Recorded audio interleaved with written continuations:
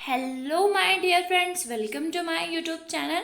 तो आज के इस वीडियो में हम डिस्कस करने जा रहे हैं ट्रांसपिरेशन। तो मैं बता दूं सबसे पहले आज हम क्या क्या डिस्कस करेंगे।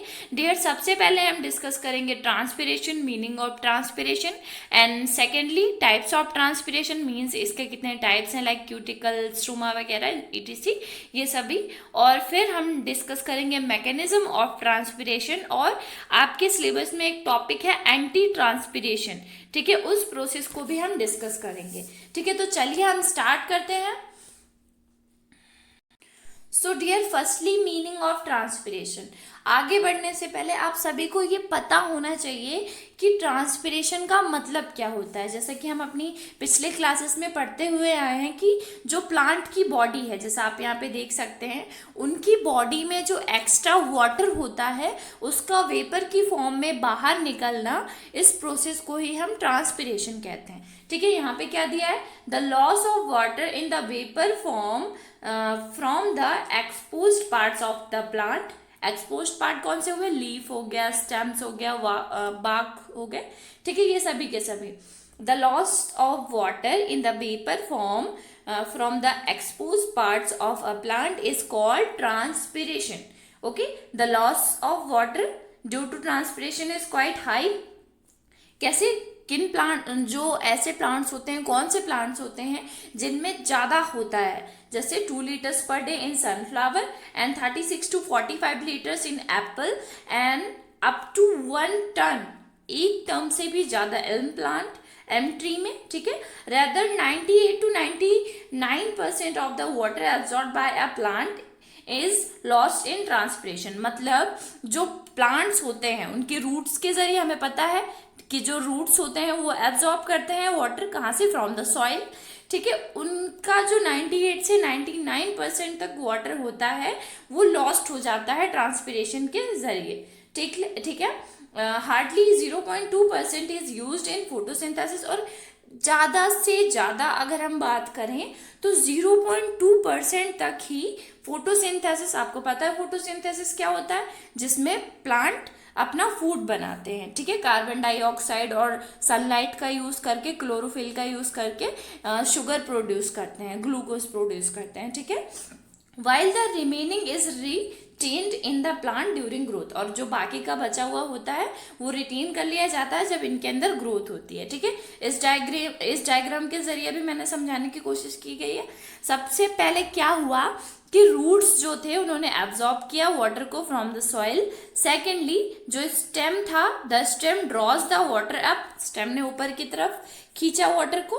ठीक है, और थर्डली क्या हुआ, जब इनके अंदर फोटोसिंथेसिस वगैरह प्रोसेस हो गई, 0.2% ही उसमें यूटिलाइज हुआ। ठीक है, जो अनयूज वाटर था वो एवेपोरेट्स हो गया, मतलब वेपर की फॉर्म में कन्वर्ट हो गया from the leaf surface. Okay, so dear, now is types of transpiration. आपको ज्यादातर बुक्स में ट्रांसपिरेशन के 3 टाइप्स ही दिखेंगे, but depending upon the plant surface transpiration is of the following 4 types. ठीक है, यहाँ पे थोड़ा सा हाइड हो गया, यहाँ पे जी आएगा। ठीक है, और यहाँ पे S is of the following 4 types. Number 1 is stomatal, जो कि स्टोमेटा के थ्रू हो।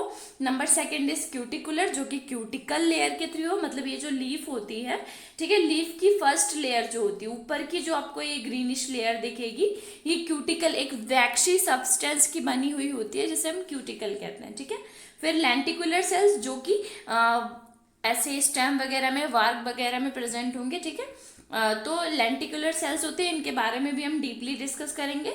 और बाक एंड बाक के जरिए। ठीक है, सभी को 1 by 1 देखेंगे। यहाँ पे एक ब्रीफ इंट्रोडक्शन देखेंगे।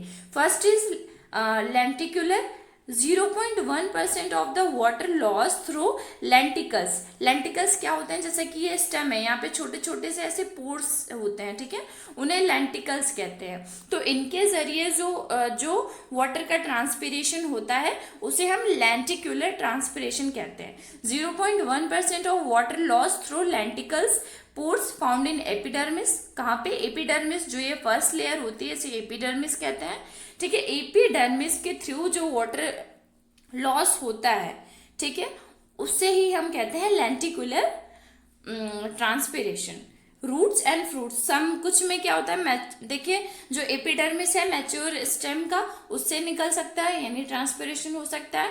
कुछ कभी कभी क्या होता है कुछ केसेस में कि सम रूट्स और फ्रूट्स के जरिए भी निकल जाता है, ठीक है, तो इसे भी हम डीपली देखेंगे अभी। Next one is cuticular transpiration. 10% of water loss through surface outer wall of the epidermis in aerial parts, मतलब ये जो देखिए एरियल पार्ट्स होते हैं लाइक लीफ वगैरह, इनमें जो एपिडर्मिस प्रेजेंट होती है क्यूटिकल की बनी हुई होती है, तो जो क्यूटिकल के थ्रू ट्रांसपिरेशन होता है, ठीक है, जो एरियल पार्ट्स के थ्रू ट्रांसपिरेशन होता है उसे हम क्यूटिकुलर ट्रांसपिरेशन कहते हैं। Now is stomatal transpiration. Stomatal transpiration के जरिए 90% of water loss through stomata, मतलब ये जो लीफ है अगर आप इसको जूम करके देखेंगे तो इस लीफ में ऐसे छोटे छोटे से पोर्स प्रेजेंट होंगे, ठीक है, ये जो पोर होंगे ये लीफ पे भी प्रेजेंट हो सकते हैं, स्टेम पे भी प्रेजेंट हो सकते हैं, और लीफ के जो नीचे का पार्ट है वहां पर ये ज्यादातर प्रेजेंट होते हैं, मतलब इनकी जो ओपनिंग होती है वो नीचे की तरफ होती है। तो like this structure is stomata, ठीक है, तो ये स्टोमेटा होता है, इसके ये छोटा सा पोर है यहाँ पे आपको दिख रहा है, ठीक है, इसके जरिए वाटर का लॉस होता है और इसके जरिए 90% ऑफ द वाटर जो कि प्लांट बॉडी में प्रेजेंट होता है वो बाहर निकल पाता है, इसी को हम कहते हैं स्टोमेटल ट्रांसपिरेशन। तो चलिए स्टार्ट करते हैं और इन्हें डीपली डिस्कस करते हैं। So dear first one is stomatal transpiration, ठीक है।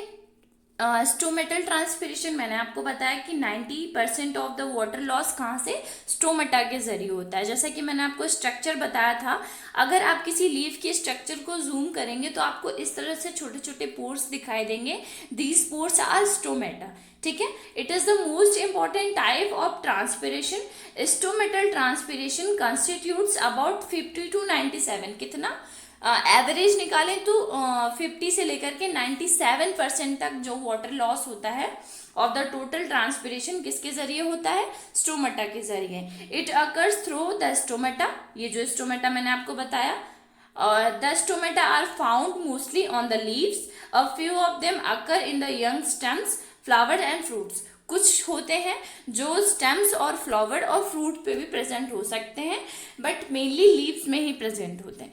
तो अभी हम इसकी मैकेनिज्म को भी समझेंगे। मैं आपको एक बता दूं, देखिए जो स्टोमेटा होता है उसका ये जो पोर है, पोर के साइड में गार्ड सेल्स प्रेजेंट होते हैं, ठीक है, ये वाली जो लेयर है इसे एपिडर्मिस कहेंगे, ठीक है। जो गार्ड सेल्स होते हैं जब इनकी बॉडी में वेपर ज़्यादा होता है, मीन्स वाटर ज़्यादा होता है, तब जो गार्ड सेल है वो सिकुड़ जाते हैं और जो इनका ये स्टोमेटल पोर है ये ओपन हो जाता है और यहाँ से वाटर बाहर निकलने लग जाता है, ठीक है। और जब इनका बैलेंस बनाना होता है बॉडी में वाटर का, तो ये जो यहाँ पे गार्ड सेल्स हैं ये इधर उधर बिखर जाती हैं, ठीक है, और ये जो स्टोमेटा का पोर है ये बंद हो जाता है। सो डियर होता क्या है, water vapours therefore pass outwardly through the stomata by diffusion, इनके अंदर डिफ्यूजन की प्रोसेस होती है जिसके जरिए जो वाटर वेपर्स हैं वो ऊपर की तरफ आते हैं। More water evaporates from the internal cells to replace the outgoing water vapors. The stomatal transpiration continues till the stomata are kept open.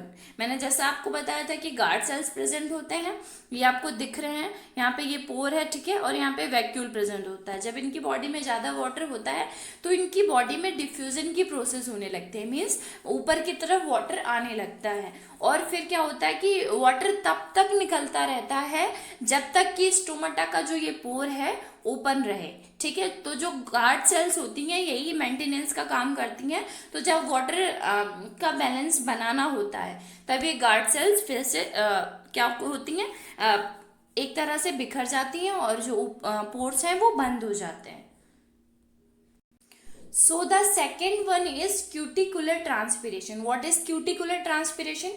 मैंने जैसा कि आपको बताया था कि जो क्यूटिकल के जरिए हो, मीन्स ये जो लीफ है, ठीक है, लीफ की जो ये लेयर वैक्सी लेयर है इसे हम क्यूटिकल कहेंगे। अगर आप इसको जूम करके देखेंगे तो इस तरह से कुछ स्ट्रक्चर पता चलेगी, ठीक है, और ये देखिए ऊपर की जो लेयर है इसे हम क्यूटिकल कहेंगे। It occurs through the cuticle और epidermal cells of the leaves, ठीक है, जैसे कि आपको इस फिगर में दिख रहा है, and other exposed part of the plant.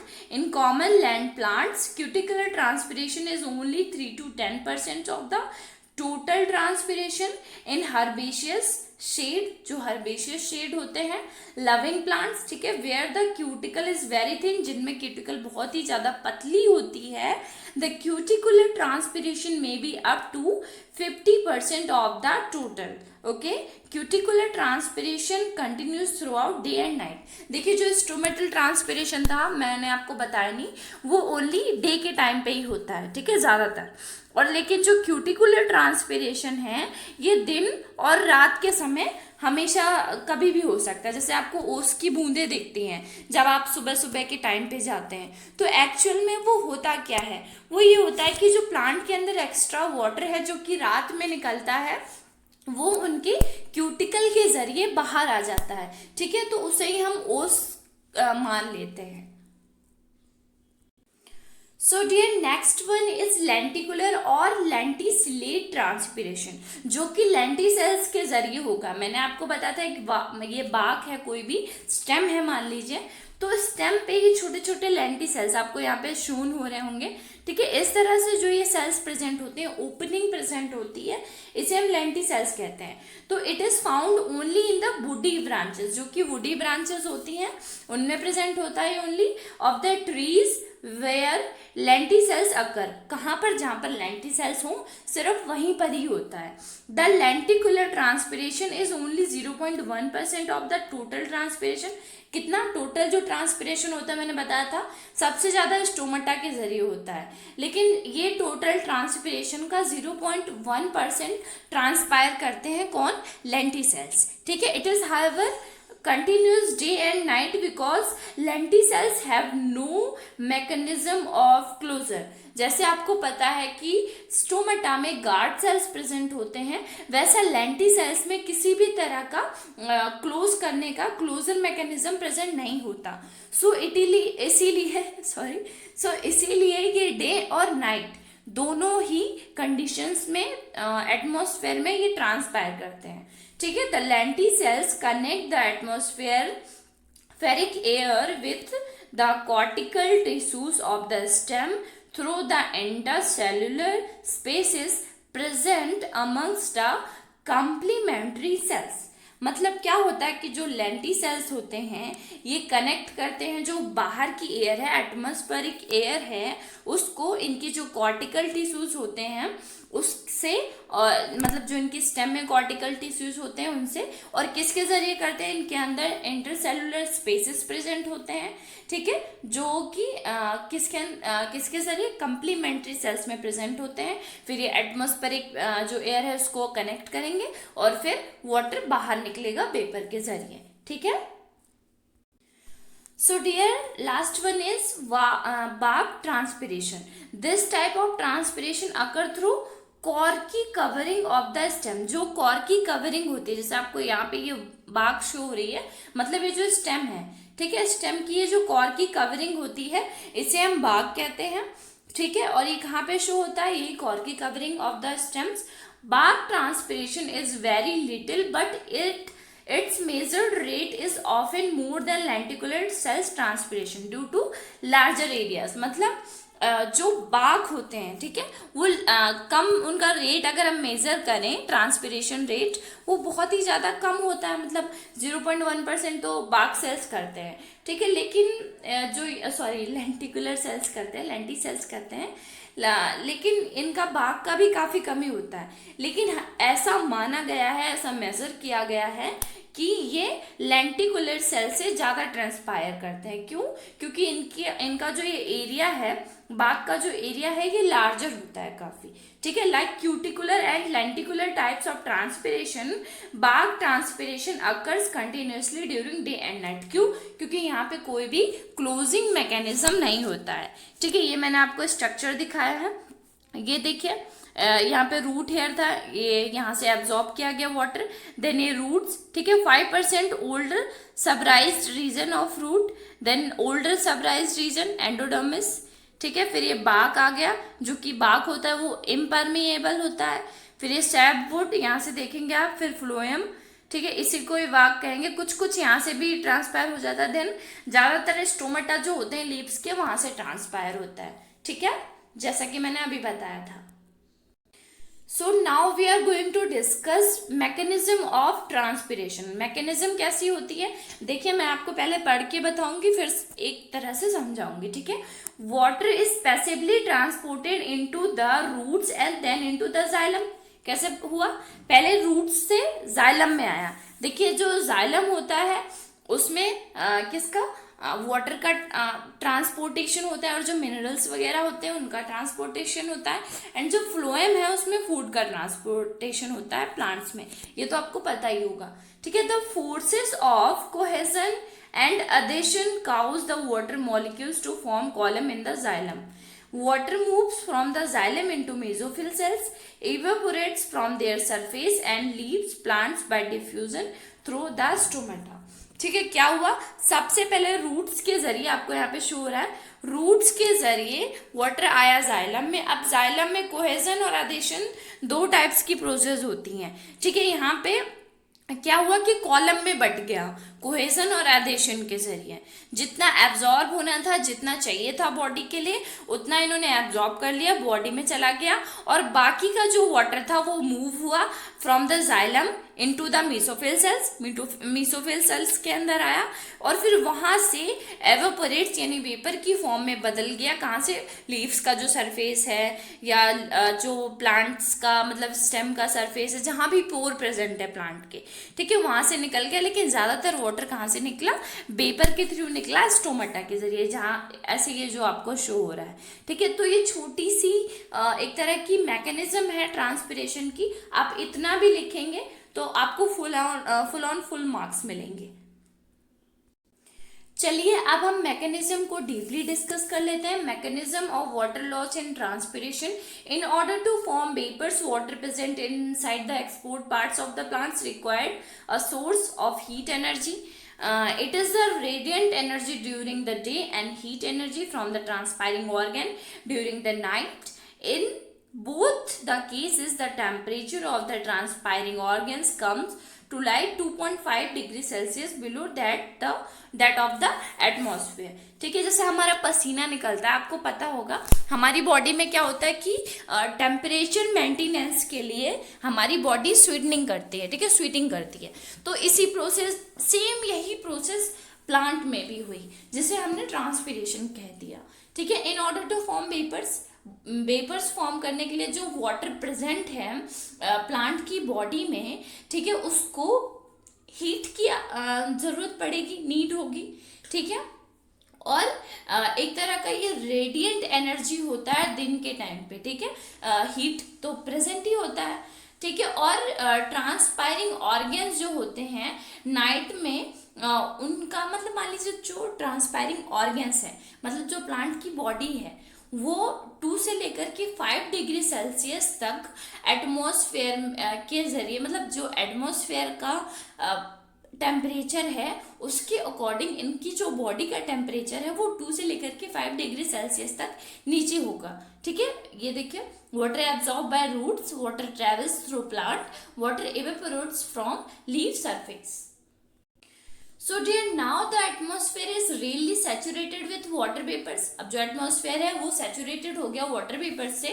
The dry air of the atmosphere has a high DPD or low water potential, 13.4 ATM, 99% relative humidity और RH, ठीक है, and 140 ATM at 90% RH, 680 ATM at 60%. And 2055 ATM at 20% RH. So such a DPT or low water potential can overcome various type of resistances water molecules have to meet in changing from liquid phase to vapor phase and the movement of water vapors out of transpiring organs. So dear, what is DPT? DPT actual में क्या होता है? जो DPD होता है वो जैसे जो इनकी वाटर, ये जो इनकी स्टेम्स वगैरह हैं या जो प्लांट के अंदर जो वाटर का सॉल्यूशन है, ठीक है, वो उसका कॉन्सेंट्रेशन और जो एटमॉस्फेयर में वाटर का जो कॉन्सेंट्रेशन है इसी को हम डीपीडी कहते हैं, ठीक है। इसका जो डिफरेंस होता है उसे हम डीपीटी कहते हैं. So now the intercellular spaces of the transpiring organ is almost saturated with water vapors. When the stomata are open, the water vapors are drawn from the substomatal cavities. कौन सी? ये जो आपको दिख रहे हैं, ठीक है, ये बायोमेट्रिक डोम्स है और ये एक तरह की माइक्रो क्लाइमेट स्किन है किसी भी प्लांट की, ठीक है. Vapours are drawn from the substomatal cavities to the outside air due to the high DPD. क्यों? इनका डीपीडी हाई होगा इसलिए बाहर की तरफ जाएंगे. डिफ्यूजन की प्रोसेस, जैसा कि डिफ्यूजन में क्या होता है कि जहाँ पे लो कंसंट्रेशन होता है उससे हाई कंसंट्रेशन की तरफ जाते हैं. This increase in DPD of substomatal air which draws more water vapours from the intercellular. जिससे क्या होगा, डीपीडी हाई हो जाएगा और नीचे से वो ज्यादा वाटर खींचना स्टार्ट कर देगा. After it, the latter in turn get water vapors from the wet walls of mesophyll cells. Stomatal transpiration will continue till the stomata are open. कब तक होगा? जब तक stomata open रहेगा. Mechanism of lenticular transpiration is similar to that of stomatal transpiration. और जो lenticular transpiration है उसके प्रोसेस किसके? सेम स्टोमेटा के थ्रू है. जैसे आपको ये दिख रहे हैं guard cells, then mesophyll cells. यहाँ पे ये जो देखिए जो सिंगल स्टोमेटा होता, मतलब जो सिंगल ये होगा, इसे हम स्टोमा कहेंगे. और ये बहुत सारे प्लूरल वर्ड्स में प्लूरल नंबर्स में प्रेजेंट है तो इसे हम स्टोमेटा कहेंगे. Stomata is the plural form of stoma. Okay. Transpiration of water through a stoma. High diffusion, इधर देखिए लो डिफ्यूजन से हाई डिफ्यूजन की तरफ इधर जाएंगे, ठीक है, ऊपर की तरफ बढ़ेंगे. और यहाँ से evaporation of water from the micro scale surface. जो ये सरफेस है किसी भी लीफ का, यहाँ से एवापोरेशन होगा ऊपर की तरफ, ठीक है. और कब तक कंटिन्यू रहेगा? जब तक कि स्टोमेटा ओपन रहेगा. और स्टोमेटा का जो मैकेनिज्म है वो लेंटिकुलर ट्रांसपिरेशन से सिमिलर होता है. And their cuticle is not much permeable to water. However, its molecules absorb water from the epidermal cells by imbition. Imbition की प्रोसेस के थ्रू इनके जो वाटर मॉलिक्यूल्स होते हैं वो एपिडर्मल सेल्स यानी क्यूटिकल एब्जॉर्ब कर लेते हैं, इसीलिए ज़्यादा परमिएबल नहीं होते हैं. तो बहुत ही कम ट्रांसपिरेशन जो होता है वो क्यूटिकल के थ्रू होता है. The imbibed water is slowly lost to the atmosphere which has a high dPd. Ambition flow is reduced by the thickness of cuticle. Okay. So therefore a thick cuticle does not allow transpiration. अगर cuticle पतली है तभी वो transpiration को allow करेगी, otherwise cuticle मोटी है, ज़्यादा वैक्सी है तो वहाँ से ट्रांसपिरेशन अकर नहीं हो सकता. Cuticle is shrunken and thicker during the day but at night it's expand. देखिए क्या होता है, दिन के जरिए क्यूटिकल के थ्रू क्यों नहीं होता? क्योंकि दिन में धूप होती है तो जो क्यूटिकल होती है वो श्रंकन यानी सिकुड़ जाती है और मोटी हो जाती है, थिकर हो जाती है during the day, but night it expands and becomes loose. और रात में वो लूज हो जाती है. Therefore cuticular transpiration can be more at night. Mechanism of bark transpiration is similar to that of cuticular transpiration. Okay. तो जो bark transpiration है ये सिमिलर होता है क्यूटिकुलर ट्रांसपिरेशन में. क्यों? क्योंकि बार्क जो होते हैं वो भी same as it is cuticle रात में एक्सपोज्ड हो जाते हैं, मीन्स एक्सपैंड्स हो जाते हैं रात में, और दिन में काफी ज्यादा थिक होते हैं वो, ठीक है, श्रंक हो जाते हैं, सिकुड़ जाते हैं. सो डियर, जैसे हमने समझा ट्रांसपिरेशन, उसी का उल्टा प्रोसेस है एंटी ट्रांसपिरेशन. क्या होता है कि जब ड्रॉट यानी सूखा होता है, during drought conditions the plants show wilting. इस तरह से प्लांट्स विल्टिंग शो करने लगते हैं. एक टुमारो नाम के साइंटिस्ट थे जिन्होंने 1925 में विल्टिंग को बताया. According to tomorrow 1925 a single wilting reduces plant yield by 50%. ठीक है. इन arid and unirrigated areas crop plants cannot be grown because of excessive transpiration is reduced water availability. जो सूखी जगह होती हैं लाइक डिजर्ट वगैरह होते हैं वहाँ पे क्रॉप प्लांट्स क्यों नहीं प्रेजेंट होते हैं? क्योंकि वहाँ पे ज़रूरत से ज़्यादा ट्रांसपिरेशन हो जाता है, इसलिए जो प्लांट होते हैं वो विल्टिंग शो करने लगते हैं, रुइंड होने लगते हैं। ठीक है, ये देखिए एक हेल्दी प्लांट है और ये ऐसा प्लांट है जो कि विल्टिंग कर चुका है। ठीक है, तो इसी वजह से उनको अच्छे से वाटर नहीं मिल पाता है और एक्सेसिव ट्रांसपिरेशन कर देते हैं। ठीक है, और रिड्यूस कर देते हैं जो वाटर की अवेलेबिलिटी है उनकी बॉडी में, जितना वाटर होना चाहिए वो सभी का सभी वो ट्रांसपायर कर देते हैं। Okay dear, substance that reduce the rate of transpiration are called antitranspirants. मतलब जो रिड्यूस करे ट्रांसपिरेशन प्रोसेस को वो एंटी ट्रांसपिरेशन है या विल्टिंग है, और जो सब्सटेंस जो कि ट्रांसपिरेशन के रेट को रिड्यूस करने का काम करें उन्हें एंटी ट्रांसपेरेंट्स कहते हैं। ठीक है, antitranspirants will maintain a favourable internal water balance even in cases of very low water availability. ठीक है, बैलेंस करते हैं। It will allows farmer to grow crops profitably in unirrigated areas. What is unirrigated areas? Which area present very lack of water. ठीक है, जहाँ पे बहुत ही कम amount में वाटर प्रेजेंट होता है that is called very irrigated areas and help foresters to plant trees even in extreme arid or desert areas. Anti transpirants are two types. कौन कौन से? एक तो metabolic inhibitor and surface films. ठीक है, ये आपको मैंने कॉमन ये डिजर्ट प्लांट्स दिखा दिए, लाइक इस तरह के होते हैं, बट ऐसे नहीं होते हैं जिससे हमें अनाज मिल जाए। ठीक है, मतलब क्रॉप प्लांट्स नहीं होते हैं। तो क्रॉप प्लांट्स में ऐसा वाटर का लॉस इतना ना हो, इसलिए फार्मर्स को कुछ तरह से एंटी ट्रांसपेरेंट यूज करने की सलाह दी जाती है। These are two types, metabolic inhibitors and surface films. Okay, so let me tell you about metabolic inhibitors. Metabolic inhibitors reduce transpiration by reducing the stomatal opening for a period of 2 or more weeks without influencing other metabolic process. So dear, मैंने क्या बताया था अभी कि ज़्यादातर जो 90% of water loss है वो स्टोमेटा के थ्रू होता है, बट जो मेटाबॉलिक इनहिबिटर होते हैं वो क्या करते हैं कि 2 या 2 से ज़्यादा हफ्तों के लिए जो स्टोमेटा के पोर्स होते हैं उनको बंद कर देते हैं। ठीक है, the most promising of this inhibitor is phenyl mercuric acetate, PMA जिसे कहते हैं, कॉमनली यूज किया जाता है, and HM. Another is abscisic acid. Abscisic acid is also a plant hormones which close stomata for 2 or more weeks, okay, without influencing other metabolic processes.